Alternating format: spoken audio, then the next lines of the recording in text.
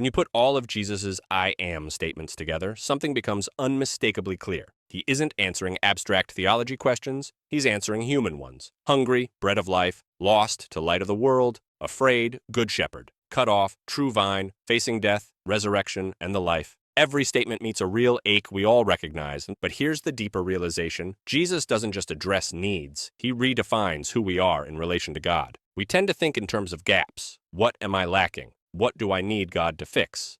Jesus thinks in terms of identity. Who are you following? Who are you trusting? Who defines your life?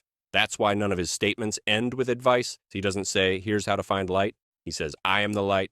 He doesn't say, here's a path to God. He says, I am the way. He doesn't say, here's how resurrection works. He says, I am the resurrection, which means Christianity was never meant to be a set of principles you apply when life breaks. It was always meant to be a relationship you live inside of. That's why Jesus once turns the question back on his followers and asks, who do you say I am?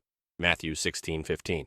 Not what do you think about my teachings? Not do you find this helpful? But who am I to you? Because admiration isn't the same as trust. Agreement isn't the same as surrender. And liking what Jesus says isn't the same as following who he is. Every I am statement presses us toward that moment of decision. If Jesus is only a teacher, then his words are optional. If he's only a moral guide, then his claims are debatable. But if he really is I am, the eternal, self-existent God standing in human history, then he isn't a supplement to your life. He isn't a category alongside everything else. He isn't one truth among many. He's the reference point. And that's why these statements matter so much, because if Jesus really is I am, then he doesn't just improve your life, he defines it.